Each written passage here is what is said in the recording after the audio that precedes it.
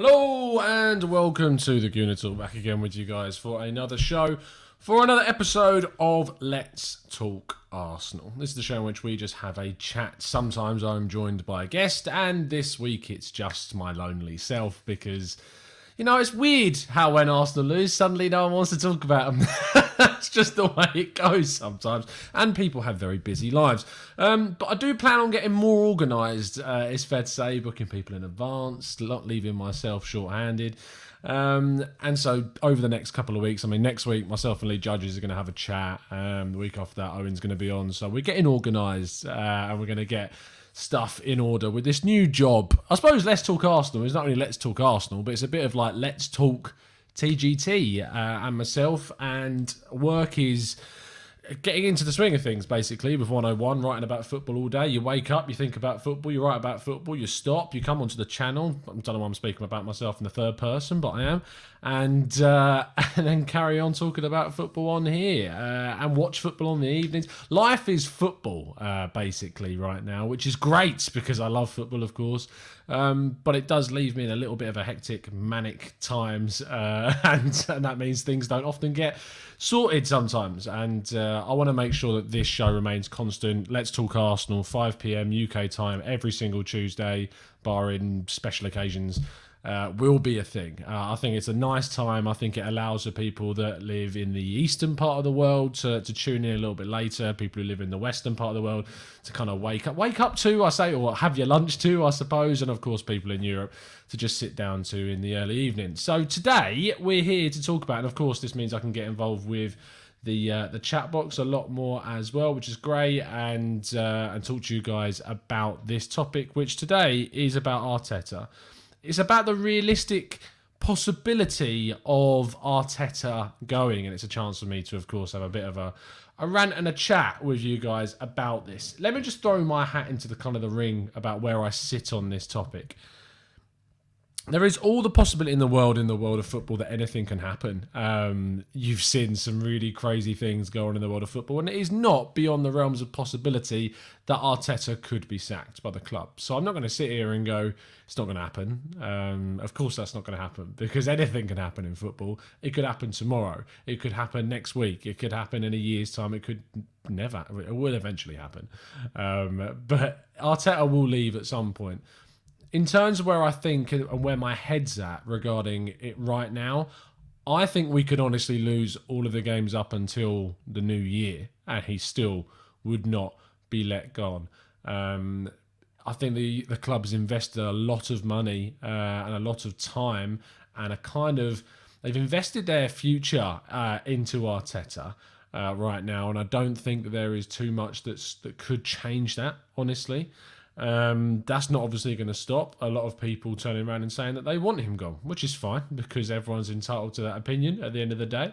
And I think that ultimately when you look at what is available out there, if you were to say let go of Arteta and someone else was to come in, who's that going to be? It's not going to be Pochettino because he wouldn't take the job because of the Spurs thing. He won't take the Barcelona job because of being a former Espanyol coach.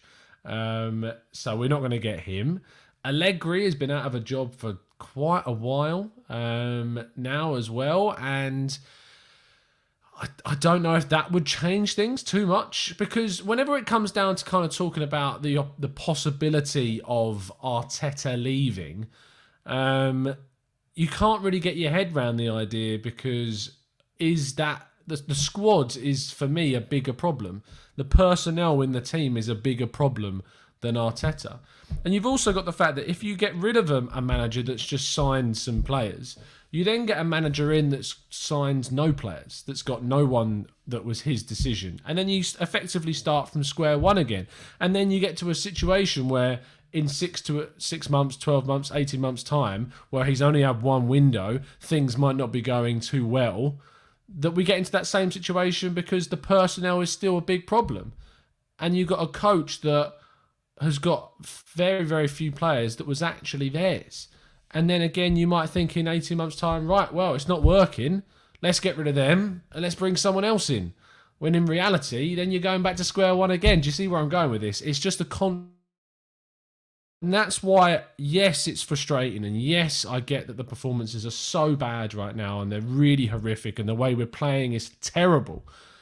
But we may need to suffer right now. We may need to deal with this right now.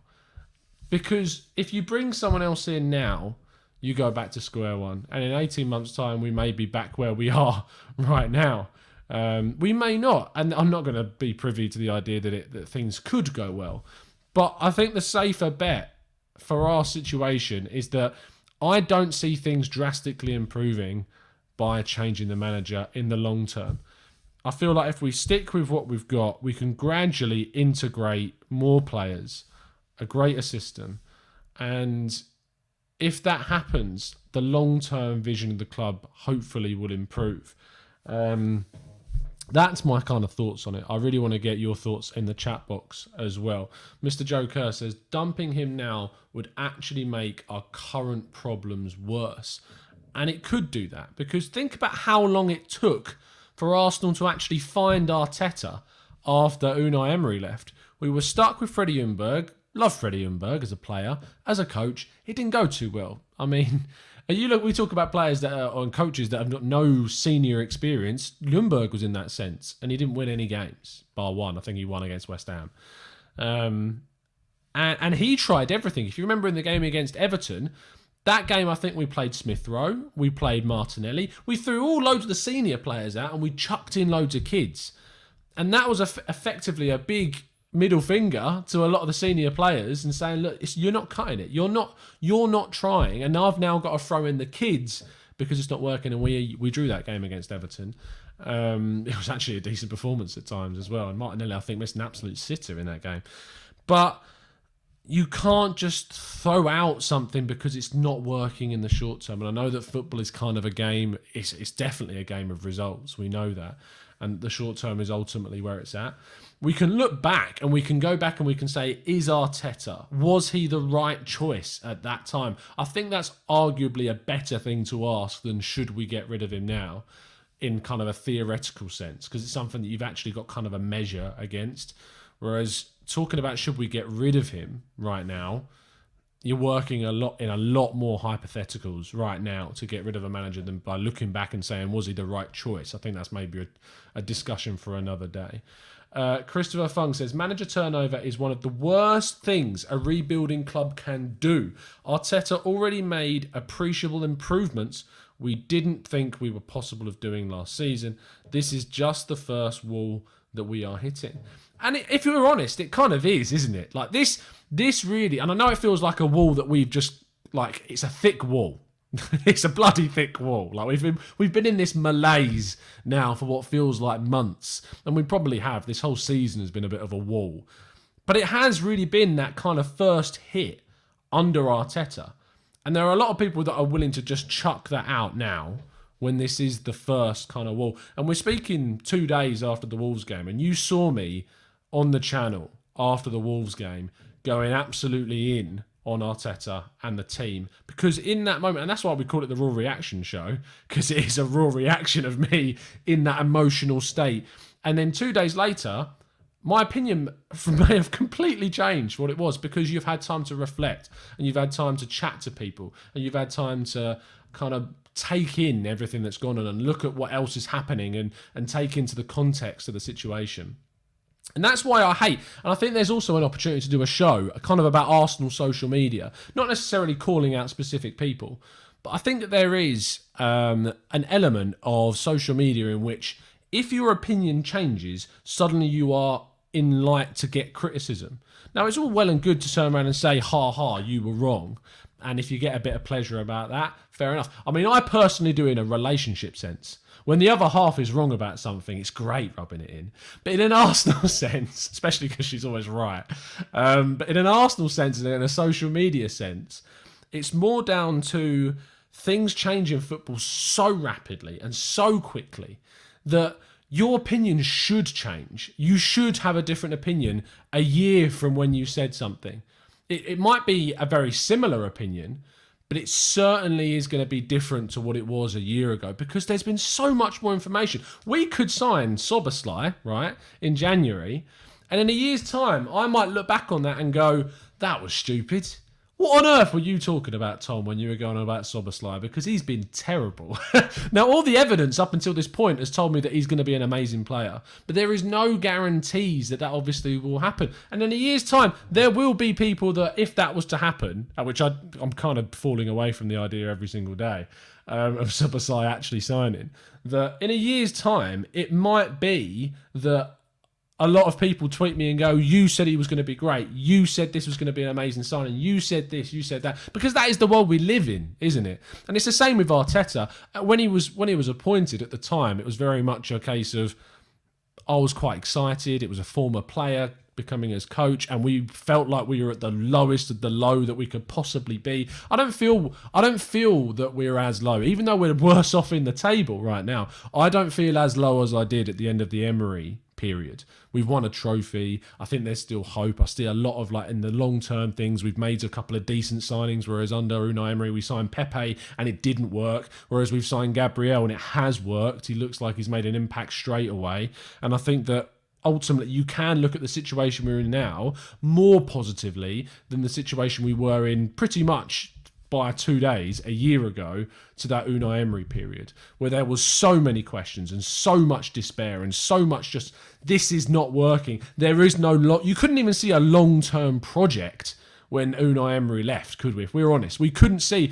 If before he was sacked, there was an argument to say that in the long term, there is something there to hope for. But under Unai Emery, I couldn't see anything. I could not see a long-term project. I couldn't see things ever getting better.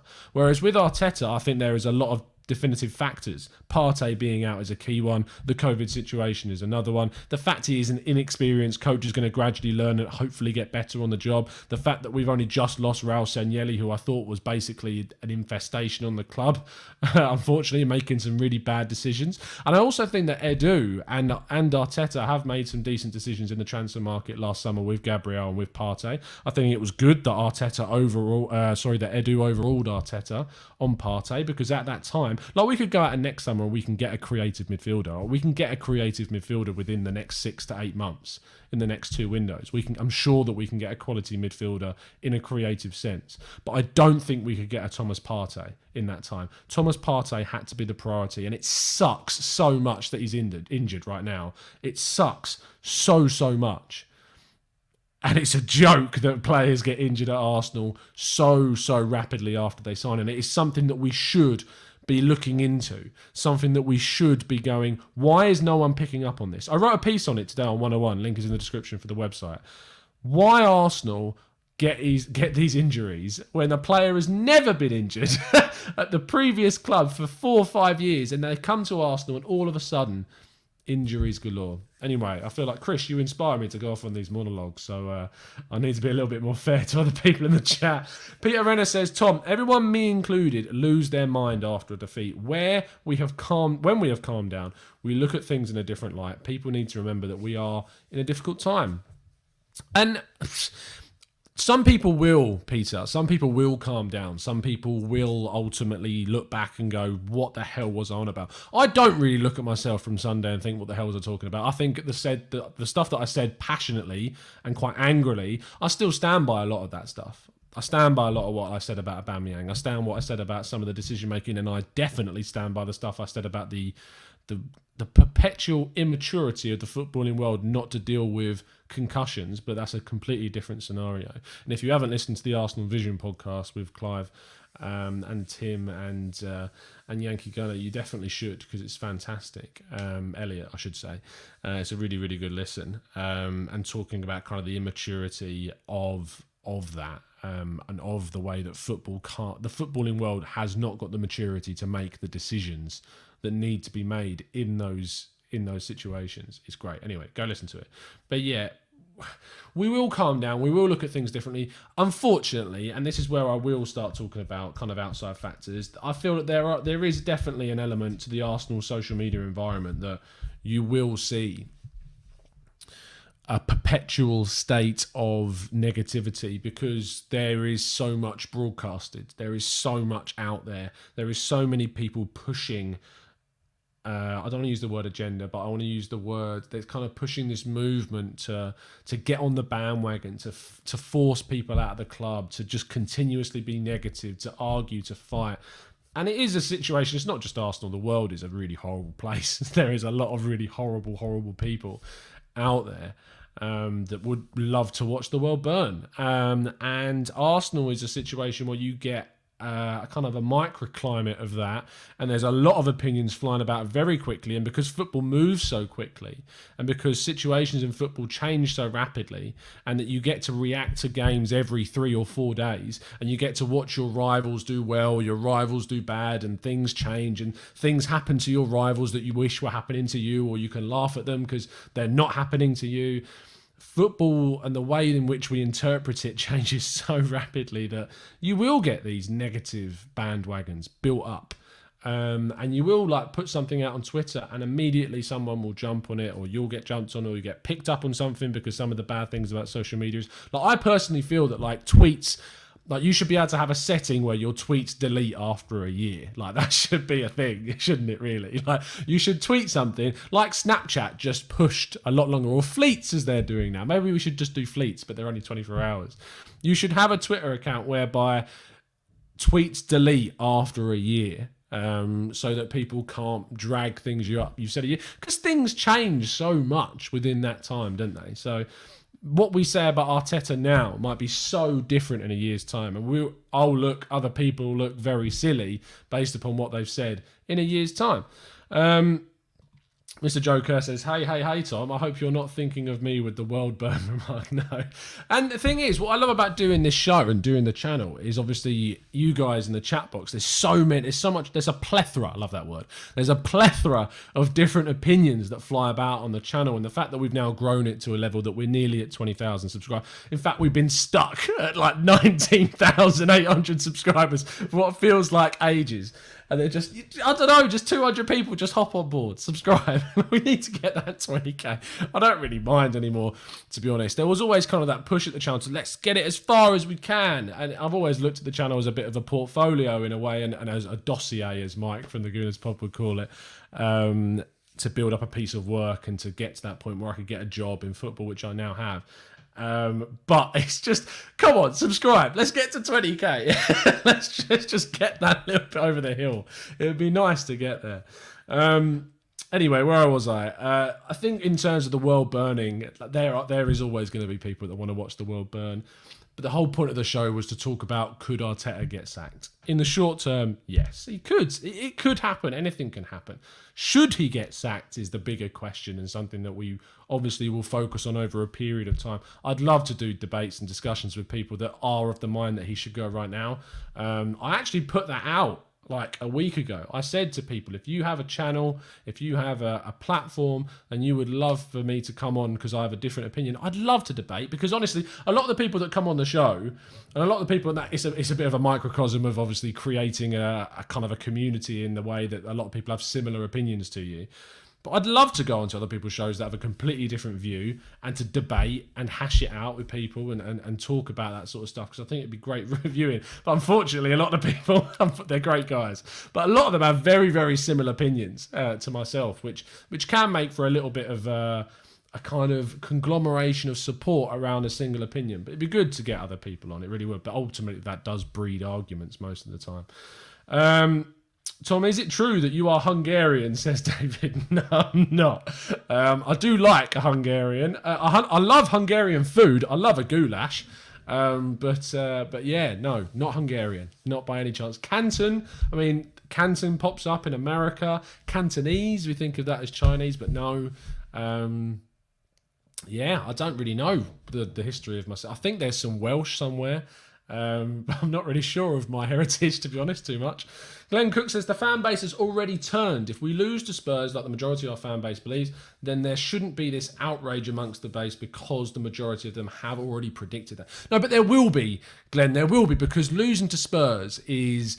The thing about losing to Spurs is it's so primal and it's so raw reaction about losing to those guys, because there is such a hatred and and sometimes there is a level of envy as well when you look at what they can and what they have done. And the thing is that they have been run so much better than Arsenal, and it pisses me off so much that is the case, that they have ultimately been run so much better. They've made so many better signings that fit what they want to do. And whilst I didn't want Mourinho at Arsenal, Mourinho was the perfect manager for them, like for what they wanted to do and what they were looking to achieve.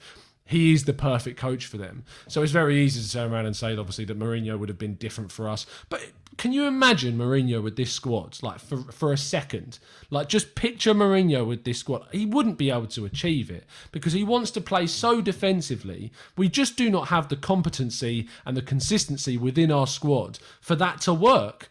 And now I've got my own personal opinion of Mourinho as a person, to the reasons as to why I wouldn't want him here. And I guess my principles kind of get in the way of wanting him here either. But if you look at it from like a sensible, level-headed, contextual level, it just wouldn't work. It really, really just would not work. So yeah, it would be interesting to see it. I don't think it would work, but from looking at it from the outside, I just really could not see it working at all. Josh Watson says, we have such a toxic fan culture with the club. Too many flip-flops in the fan base. Yeah, we do. I mean, the thing is, though, I say we do, but is being a flip-flop is the word we're going to use. I'm actually going to go back. I'm going to say that no. We don't have what I would describe as flip-flops. I'm going to erase that, which you can't do ever, especially when you broadcast live. But I'm going to... Let's just say I've not said that. And I think that actually what we've got is we've got a fan base that will... There's three types. There's more. But in general, if we talk about... There are three types. There are more, but let's focus on the three types of fan. One type of fan will stick to their opinion, they will make that view, and that is it. Once you've built that up, you can't go back because you've committed to it so much. Even if it is going completely in the other direction, you will stick to it if you are this type of fan. You will just stick to that view, and there is nothing no one can say to change your mind. You can't debate with these people. You can't debate because there's no point. One, it's a waste of time. I genuinely have a phobia of wasting time. I'd rather waste money than time. No problem. Absolutely no problem. Time is the worst thing you can waste. So to argue or debate with someone that has no kind of... And I'm speaking from someone, because I used to be this fan. This was me. I was someone that would just not change their mind. When I first came on to TGT when Craig was running the channel, that was me. Wenger in. No one can change my mind. There's nothing you can say that will change my mind about Wenger in. That was who I was, because I could not see the point of view, and I was still very early doing podcasting and doing social media and learning the ways of the world with Arsenal. But I was very, very much, Wenger is the right man to take the club forward. No one coming in would be better. It would take too long to change things. There is still hope. We're still doing good things. We've qualified for the Champions League. But the thing is, gradually, you can't be that person. You can't be that person for several reasons, especially as someone who's a YouTuber or runs a channel or has a big account, or anyone. Because what will happen is that you will only have people around you that agree with you. Now, what I love about having people like Beast Titan and Rydog and Yonic Mack, and Joseph Maseko as well in the chat box. I remember all of you guys. See, I appreciate it. And none of you, I don't think any of you are members either. And it's not, I would hate to create that kind of environment where people in the chat box felt only the members are the people that we talk to. That's not the case. Definitely give members priority in terms of questions, but everyone in the chat box, whether you remember or not, always valued opinions. And I think the people that I've just talked about there, Joseph, Yonic, Rydog, and Beast Titan, hugely disagree with what I say on the channel, but it's great to talk about that type of thing. And I feel that now that I've become someone that is more open to the opposite view, more open to people that would change their minds, is that we've kind of built up a community here at TGT in the chat box that you tune into after the games, during the games, now, during news shows, where we can all have different opinions. And we actually have discussions about it, and we actually talk about it in detail. And I love the fact that I've also been able to get so many of you now onto the channel to put your views across, which is great as well. So I don't think flip-flop is the right way to describe people, Josh, at all. I think that actually what that does, if by describing people as, say, flip-flop, is what you are doing is you're saying that to be able to change your mind is a bad thing. To be able to have a different opinion to what you had previously based upon evidence that you've witnessed, been given, spoken to, seen, realised, watched, that you now can't change your mind. Because if you change your mind, you're a flip-flop. And it's just it's a horrible way to live your life, is to never be able to change your mind on something.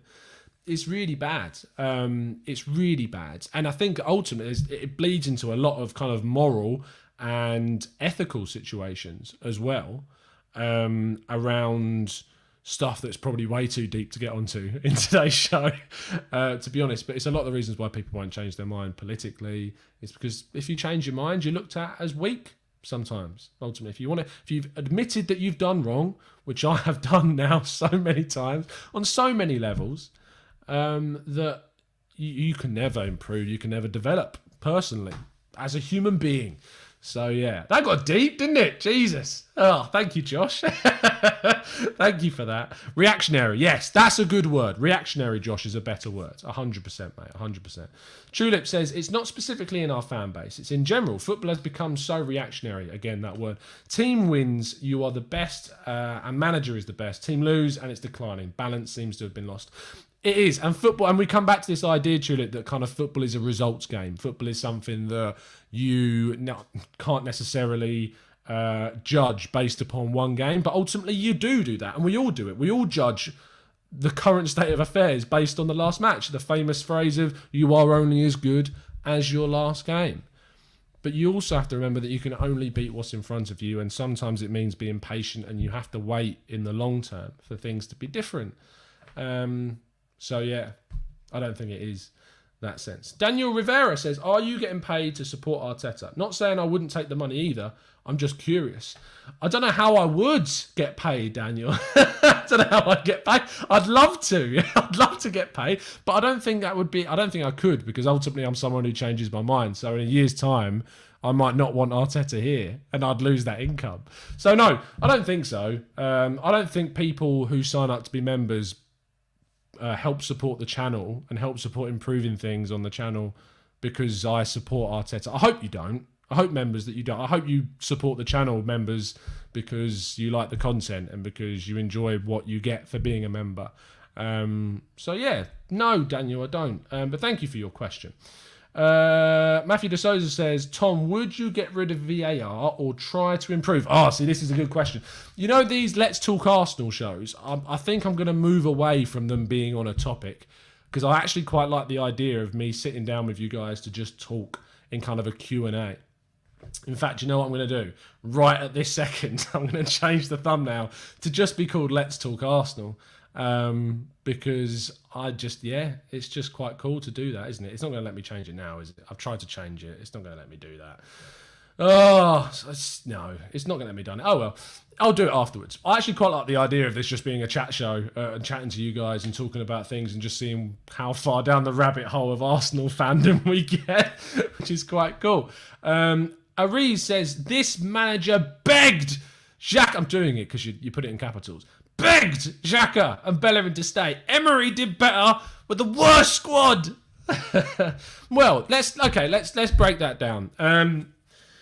Ariz begged Xhaka and Bellerin to stay. Let's focus on that point first. So, did he beg Xhaka and Bellerin to stay? Well, we don't know, first of all. Plus, first of all, what I'll say is neither of them are signed to new contracts under Arteta, is the first thing. Second of all, I've never seen an article from a reliable source come out and say that both of them were begged to say. I've seen that both of them have come out in support of Arteta. But I think if you look at, say, Arteta's decision-making, you look at, say, he put in against Manchester United, Partey and El Neni as a partnership, and Xhaka was fit. Xhaka could have played. Didn't play him. And ultimately, I don't think that's begging them to stay at all. And I also think that Bellerin gets a very hard time from the fan base. He's been really unlucky with injuries. And if you look at kind of the positions that Arsenal need to focus on, right back is not somewhere that I would say Arsenal need to focus as a priority in upgrading. I think it needs to be creative midfield. I think it needs to be a forward player. I think it needs to be a centre-back, a right-sided centre-back in terms of kind of adding to the quality. I think Saliba can come through, but I think we need to move on to Kratis, Mustafi and add more depth into that area ultimately, and that will change things. Let's look at the second part of your comment, Ariz. Emery did better with a worse squad. What I always go back to talking about kind of Unai Emery is that there's a couple of things that he did that I find really difficult to forgive. One of them was at the end of his last full season, which was 2018-19. We finished that season 1 point behind the top four. 1 point behind Spurs, 2 points behind third place, which you would look at on the surface and say, wow, Emery's done really well. And he did do quite well. But he rested players against Crystal Palace and Brighton at the end of the season, and it cost us top four. And he could be still here now. And if he had got us into the Champions League, and I wrote an article at the start of the season in that year in 2018, and I said that if Emery achieves Champions League football, it would be a greater achievement than all of the seasons that Arsene Wenger got us into Champions League with financial restrictions. Because the situation that we were in, to turn it around with a very, very different style manager, that would have been an unbelievable. And ultimately, I feel that he blew it. I ultimately feel that he threw it away. He threw the chance to qualify for the Champions League in the bin by resting and prioritising the Europa League, in which we went to a final and put on one of the worst final second half performances I've ever seen. So he may have done better with a worse squad, but what I would say is that Arteta has ultimately had to pick up that mess and is having to do. So, yeah. Mr. Ray says, mate, Xhaka cost us top four by... We can't, on one side of the coin, say that Arteta is picking Xhaka in these games and say that Arteta is a worse coach than Emery, and then turn around and say that Xhaka cost us top four in that season, not Emery, because Emery selected... Yeah. After the whole captain incident. Well, sorry, not after that, before that. But still, he was still a very disliked figure by a lot of the fan base then and was making mistakes, and Emery still picked him.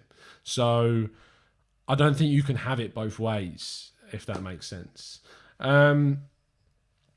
Let's look at what some of you guys are saying. I like picking the ones that disagree with me because I like talking about it. Matthew says, Tom, Emery did 90% of things right, but he was caught between two stools with top four in the Europa. Also, Aubameyang missed that penalty against Spurs. Yeah, that was massive, wasn't it? It was huge. If he had not missed that, maybe we'd be talking about a completely different Arsenal right now. But ultimately, things changed, didn't they? Like, we can look and say that if that had happened differently, Unai Emery might still be manager now. But the problem is that, yes, he might still be manager now, but he's not. So let's not linger on that fact. Let's not go, oh, it'd be so much better with Emery. Because there's reasons why he got sacked. Otherwise, he'd still be here. So I don't think we can necessarily linger on that. The question you have to ask is, was Arteta the right choice? And I don't think we'll know that really, ultimately, until he leaves. And when you can look back on what's happened. Because this is ultimately, and I can't remember who it was who said that. It might have been Chris in the chat that said that this is the kind of the first wall that we've really hit. It feels like a really thick wall, as we talked about earlier, but this is kind of the first wall that we've really kind of hit under Arteta. And it's going to be about how we come out of this that ultimately defines the season and how we turn it around. I think it's going to need changes in personnel. I don't think it's going to happen with the current squad. I don't think ultimately we can turn it around, really, even with a couple of changes. Because it's a long-term problem that we need to wean out the weak, frail personnel and get in the players that can ultimately change things for us. Go for gold, people in the chat. Come on, I'm picking out as many comments as I can today. The Arsenal taught Arteta that Bellerin is equivalent to Kyle Walker and Xhaka is equivalent to Gundogan. Copy and paste the technique gone wrong. I actually don't think. I don't think that he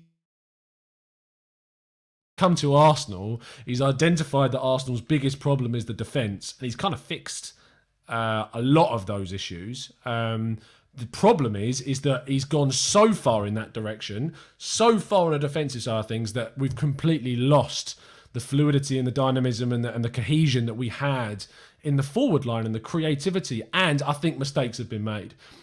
I think there's been mistakes with the Ozil situation. I think there's been mistakes with the Guendouzi situation. I think there's been mistakes with the Torreira situation. I think as a man manager, he's had barely any experience, if any. Mistakes have been made. That is only going to change with experience, and hopefully he learns from these errors that have been made with those players. Because shooting Guendouzi's valuation was ridiculous. Not putting you-know-who into the squads for footballing reasons is just, come on, let's not lie to the fan base. Come on. Let's not do that. I mean, you're not going to help yourself at Michael's at times, are we? You're not going to help the idea of getting you in the long term by saying things. So, yeah.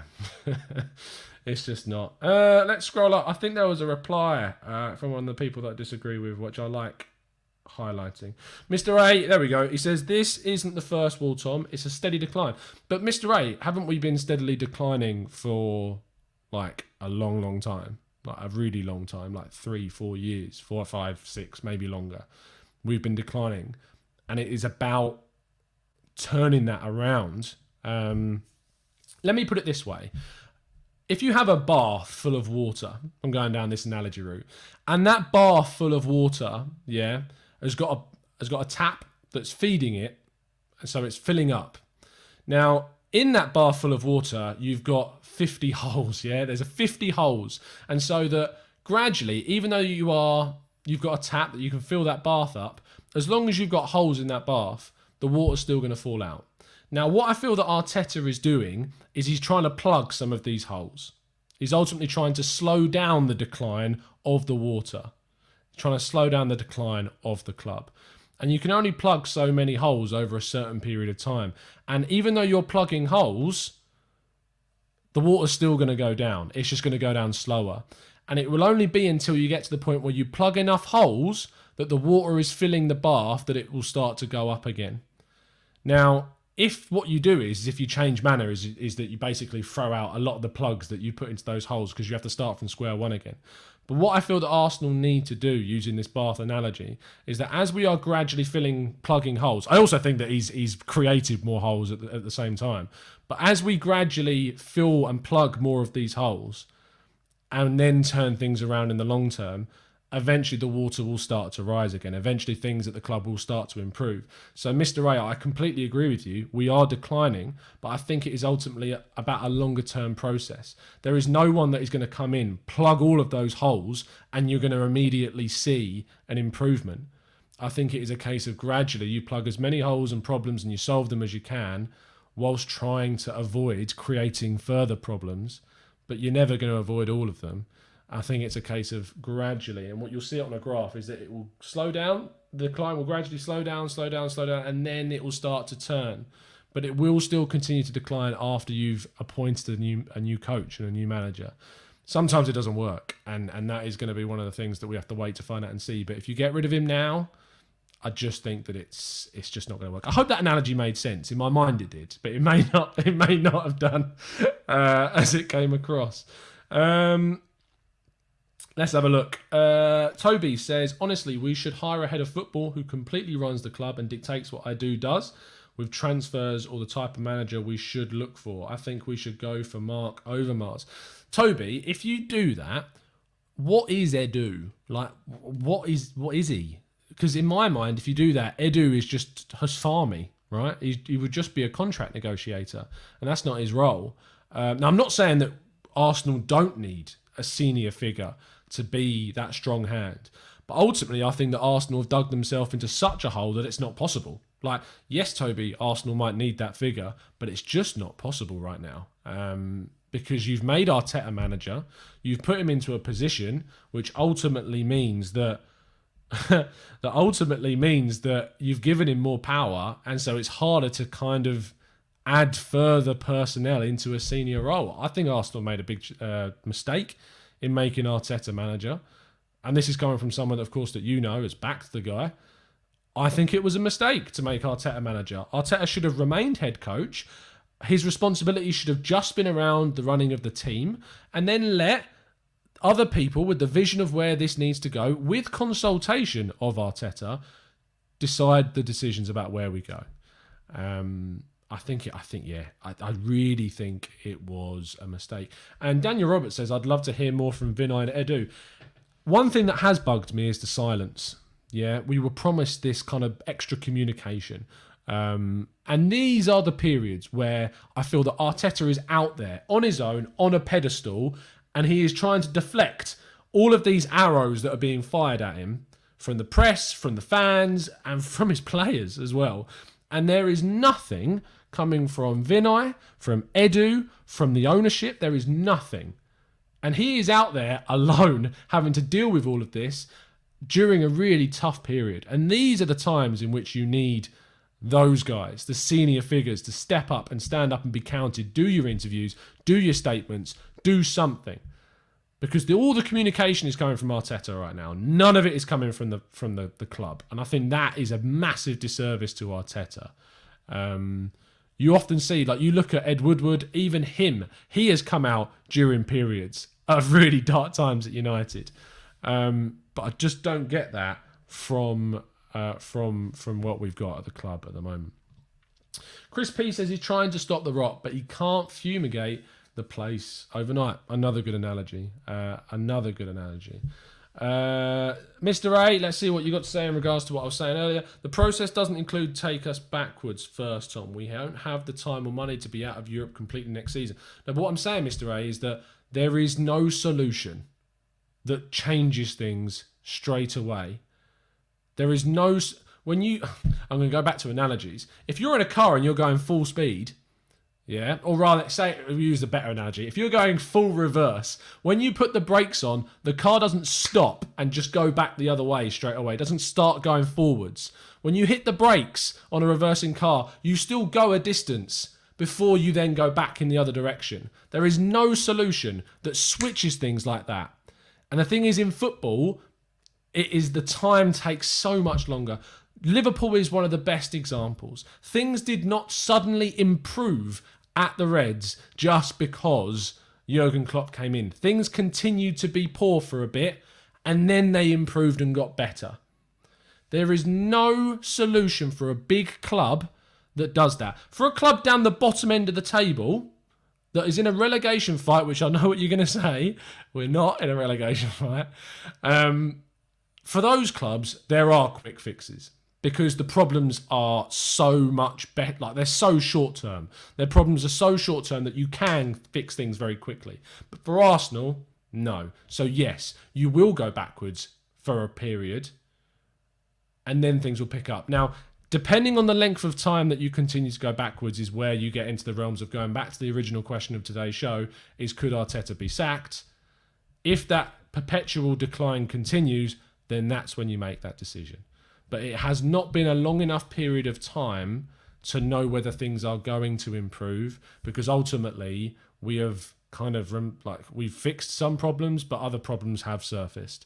So it depends on whether those problems that we have created for ourselves under Arteta change with additions in personnel, or whether ultimately the solutions that we found in defence get even worse themselves. So it is ultimately that way. And this is what we were talking about earlier, Mr. A, is that you need to have an open mind and you need to be able to turn around and think, right, this is my opinion. I've put it out there. I've had a response. Let me take it in for a second. Let me hear what he said. And then respond. So think about what I've said and then come back at me. And I'll read your comment out because I genuinely don't mind talking to people that have a different opinion to myself. I feel like I've been ignoring some people that I've not spoken to. Zip Deo says, Tom, do you ever get guests on here? Yes, I do. Go listen to yesterday's show. Go listen to yesterday's podcast. Every single day after a game in the league, so a weekend game, we do a podcast. So yeah, we do a podcast and we have guests on. And those guests, Chris and Jared, who was on yesterday, were both members that were first of all joined the show in the chat box, like you are now, Zipdow. And now they're on the show, and they've been on a couple of times. So yeah, we do have guests, and people like yourselves do get on the show. So if you want to get on the show, become an expert member, join the Discord server, have a chat with everyone, and it's a really great community, and yeah, it's really good. Sean says, Tom, how are you, mate? Things will get better eventually. I'm good, Sean. I'm actually good. I'm fine. Yeah, I think I spoke after the... If you want to see like my raw reaction, hence the name of the show, go watch the raw reaction show straight after the game on Sunday, and that kind of tells you how I was. But now I've had time to reflect and chill a bit. Jimmy Mack says, here we go. Caps lock. Get ready for this. We got more points than prior season. Finished... I don't know why I've gone northern. We got more points prior season, finished a place higher, and made Europa final. That was a mix of accents there. I will never do that again. I know what you're coming at, Jimmy. I understand what you're saying. But as I said, things aren't necessarily going to get immediately better without getting a little bit worse first. As I said, it's a trajectory. Graphs go down, back up again. No V shapes. There's no Vs. No Vs in football. Other than Jamie bloody Vardy whenever he scores against us. The Arsenal Knock says there is no way Arteta is doing a Klopp. The only way I see is the board gets a player like Bruno. We are kind of imitating Manchester United. And what I'll say is that I think there certainly is an argument to say that it will not go as a mirror image to what happened with Jurgen Klopp, because the thing is with Jurgen Klopp is that Liverpool backed him and they signed the perfect players to help turn all of those problems around. Now, what I've seen at Arsenal is there has been little gems like Martinelli, Tierney, Gabriel, Partey. There's been little gems that have shown me that can happen, but then there's been Cedric. Then there has been David Luiz. So there are some elements. There has been new contracts to players that didn't necessarily deserve them. Or actually, and this is another thing, how my opinion has changed on Aubameyang and his contract. I said that was the best bit of business that Arsenal could have done this season. I said that in the summer. And I look back on that months later and I'm thinking, I don't think it was. I don't think it was. And my opinion changed based upon listening to the Arsenal Vision podcast today. And Elliot said something fantastic, which was based off of what someone else said. So I don't know where it came from. But it was based upon him saying that Arsenal gave a contract to Aubameyang based upon things that he did, not based upon things that he will do. And that just completely hit me like, oh yeah, they actually did that. That is actually what happened. We did actually give him a contract as a reward for the things that he'd done. Because if we're looking objectively, between the years of 31 to 34, is Aubameyang going to deliver an output that is equal to the wage increase that he has seen? He will earn more at Arsenal between the ages of 31 and 33, 34 than he will have earned already being at the club. But is he going to give us more in these next 2 and a bit years compared to the years that he's already been here? And the answer is no, isn't it? If we're speaking honestly, let me just plug my laptop in. If we're speaking honestly, the answer is no. He isn't going to give us better than what we have had over those last 3 seasons. And maybe Arsenal made a bit of an error. But I ultimately think they had to keep him. We couldn't replace Aubameyang's goals, and we weren't going to get any amount of money for him because we let his contract get to that situation. And that is another problem with the club, is that we've let ourselves into a position where ultimately we've shot ourselves in the foot by letting him get down to that stage. And we should have either cashed in or we should have signed him up to a deal sooner that ran out quicker and that didn't run out. I also look back, and if you remember on the channel, I said that Willian was a good thing. That Willian was a good thing. And I'm looking back on myself and I'm thinking, I'm not sure. And I think I may have got that one wrong. So So yeah. And that's the thing, is that I hope that people come to this channel because they appreciate that opinions change. And I hope they also come to this channel and know that they actually get listened to. And I hope that your opinions are listened to. I hope that a lot of people have convinced me that Willian wasn't necessarily the best signing in the world. And I think that you will go to other places and that won't happen. So I genuinely hope you appreciate the fact that opinions here do change and your opinion matters, and that you can come in here with a completely different opinion to me. I might disagree with it at the time, but ultimately there is a chance that enough information comes in that I change. That might not happen. And actually what I hope is that your opinion might also be able to change to maybe something that I believe to be true and that I might get proved right about. So yeah. We've got a new member. Zip Dow, become a member. Yes, Zip Dow. Welcome to the crew. If you have become a TGT expert member, which I highly suggest that you do, I'll be putting a link into the community tab on the YouTube channel, and you'll be able to join a Discord server. Expert members, tell Zip Dow how sick the Discord server is. It's unbelievably fun. It's about a chat all day about Arsenal in a nice family group, all respectful, all nice to each other. It's amazing. So yeah, I hope you have joined up as a expert member, and if you have, enjoy the Discord server. I'll be putting a link for that for you straight after the show has finished. Daniel Roberts says, what are your opinions on the Newcastle Villa game being postponed? It was, to be honest, Daniel, it's kind of an inevitability that this would happen at some stage. The virus is so virulent in terms of its contagiousness. It gets moved around so quickly that as soon as it was going to happen at some stage, wasn't it? It was just going to happen at some stage. And ultimately that is what happened. So it was going to happen. I'm not surprised. Hopefully it'll get sorted out. But I also think this is another argument that will come down to the fixture congestion in football today is too heavy, and there is no chance for any kind of reshuffling. Whenever this game is going to get played, we don't know. But yeah, honestly, Dan, I'm not surprised. I don't look at it as like, oh no, this is a big step backwards. This was an inevitability for me. It really was. So yeah. Zamir, thank you for rejoining. I'm sorry that we lost you for a brief period, but I'm glad that you are back, Zamir. Much appreciate that you have returned. Did I miss a super chat about Awar? Oh, I'm really sorry if I missed a super chat. I sometimes miss those. If you want to, who was it, Chris? Tell me. Who was it? I know you would have been watching, Chris. You're like you're like my little watcher in the chat. Wilson says, I really feel that, and hi Wilson, by the way, good to have you in the chat. I really feel that Arteta is getting some unfair criticism. Most of the players are not good enough. Yeah. James P, who is one of our members, says, defo in a spell of bad form. I do think that Arsenal will turn it around very soon. Nicholas says, Willian, Louise are just stopgap players. And I think it is something that Arsenal needs to look at changing. Like we do need to stop doing that. And if you are going to do that, it needs to be 1 year. Like Willian on a 3-year. I think even at the time that I was saying that Willian, it looks like it's a good deal. It adds depth to the squad, blah, blah, blah. I feel like I said back then that 3 years was a bit silly. 3 years is a bit much. To go from 32 to 35 on that wage, yeah, no.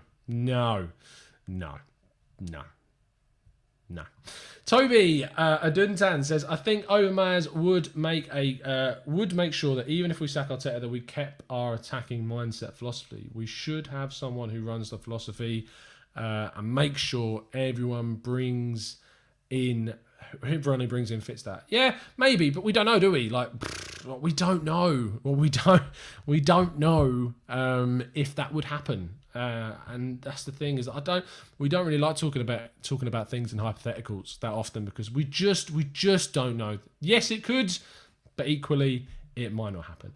Malhotra says, question Tom, has Gabriel passing worried you a little? I really think that Saliba and Gabriel combo can be disastrous if time isn't given to both. No, I think ultimately his passing is a little bit down to the lack of movement in front of him. I think that he showed at Lille that he is a good passer of the ball, especially long-range passing, which I haven't seen too much of at Arsenal. I don't know if that's been coached out of him, unfortunately. So yeah, I wouldn't be too worried about it, mate. And I really think that Saliba Gabriel combo can be disastrous if time is given to both. And I think ultimately, Malhotra, that's one of the reasons why Saliba isn't playing yet, is because his passing just isn't quite there yet with what Arsenal want. It's a little bit too risky. It's a little bit too inaccurate at times if you have watched him. And I think that maybe that is something that they're waiting for him to develop and improve before they risk him into the team. So yeah, ultimately that is that. That is it. What time is it? We've got 5 minutes. Let's go through. Vinnie Eagle says, I disagree. The players at the club are much better than 14th in the league. Willian and Pepe don't turn bad overnight. It's the system we are playing, which will hopefully evolve. We are much better than 14th. We are much better than 14th. I think there is a lot that goes with it. I think that ultimately, if you look how good the other teams are in the league right now, we are going through this horrible, horrible phase at the worst time we possibly could. Like the worst time. Because everyone else has got their act together. Like everyone else does. It's really irritating. And we unfortunately are just... And this is why I really regret that we held on to Wenger for too long, because maybe we could have transitioned at a time where other clubs around us weren't as with it, and that there was a bigger gap between the top six and the rest of the league. And we waited too long to move on. And I think that ultimately had an impact. I really do. Really, really do think that had a massive impact. Edu out, Tom in, says Julian. I just, I really think that I would struggle. I could be able to deal with the fan pressure would be insane. Shannon Jessica says Arsenal shouldn't have dropped Ozil and Lacazette. Should be a starter and not Aubameyang. I mean, it's easy, isn't it, to say that Lacazette should be starting, but we forget how bad he was before we dropped him. So. Yeah, maybe. Ozil being dropped is just such a conversation for January. It's such a conversation. If we don't sign a creative midfielder in January, then the Ozil thing was just going to continue to fester and just get worse.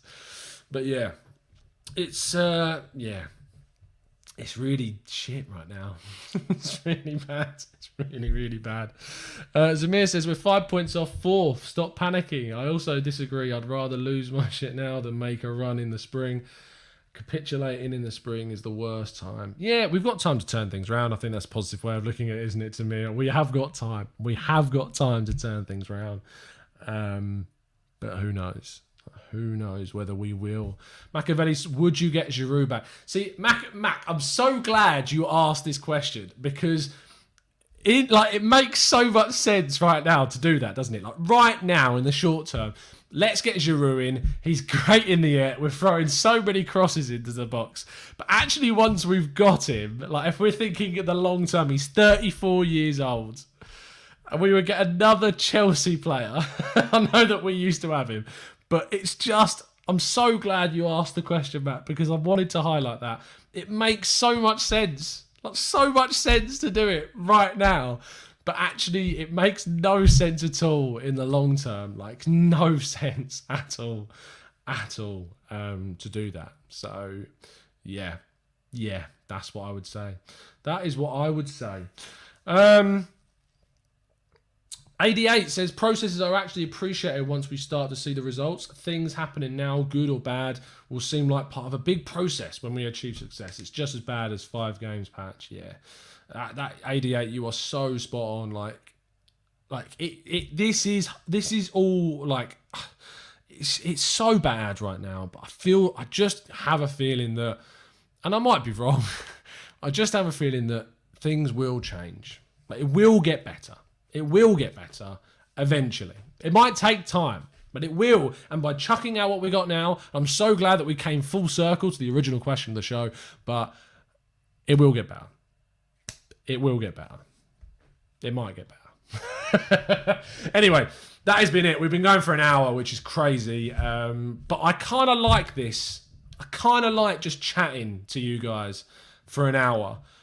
And I like the concept of doing the show with someone else. So what I think is quite a good idea, and tell me in the comments, tell me in the live chat if you think this is good, that once a week we do a show just called Let's Talk Arsenal with me and you guys, where we just chat for an hour about random stuff and about Arsenal. Always Arsenal, of course, but about random stuff. And then we do another Let's Talk Arsenal show in the week where I have a guest on. Because next week, next Tuesday, Lee Judge's coming on, if he doesn't blow me out. And then the week after, Owen's going to be coming on Tuesday at 5 o'clock. But maybe one time in the week at 5 o'clock, same sort of thing. Maybe on a Thursday. Because obviously we play on Thursdays, I know, but we play in the evenings. So maybe Thursday, maybe Friday. Thursday or Friday, I think we do one of these shows where we just sit and we talk. Or we do it the other way around, where the Tuesday shows are this and the Friday shows are that. But I think that this is a great dynamic for us to just sit and chat for an hour and just get all of our thoughts out there, argue, debate, go at each other, and ask me the questions that you want to ask, and yeah, have a bit of a therapy session for an hour, because I love this. This has been great, so I've really enjoyed it. I hope you have too. If you have, please drop a like on the video. We'll be back next Tuesday, 5 o'clock, for Let's Talk Arsenal. We'll maybe be back on Friday for another one, to just do something like this. But next Tuesday, 5 o'clock, set your alarms, UK time. Lee Judges will be here. But tomorrow there will be a preview for the Arsenal Rapid Vienna game with Wolfgang. Wolfgang Gasperik is coming back tomorrow. It will probably be about 1 o'clock UK time, because as we know, Wednesdays my shifts at 101 is from 2 p.m. to 11 p.m. So it's always the daytime show on a Wednesday. Wolfgang Gasperik is here. He's a Rapid fan, football manager, researcher for Austria and Germany. He knows his stuff about German and Austrian football, and he's a Rapid Vienna fan, and he's going to be here to talk tomorrow about the game on Thursday. So make sure you tune in for that. We will be back again very, very soon with an Arsenal show. Drop a like on the video, subscribe to the channel if you're new, join the membership, join the Discord. If you have joined today, I'll be throwing a new Discord link into the community tab in just a second. But other than that, it's been a pleasure to speak to you guys, as it always is. And yeah, I'll see you again very, very soon. And as always, up the Arsenal.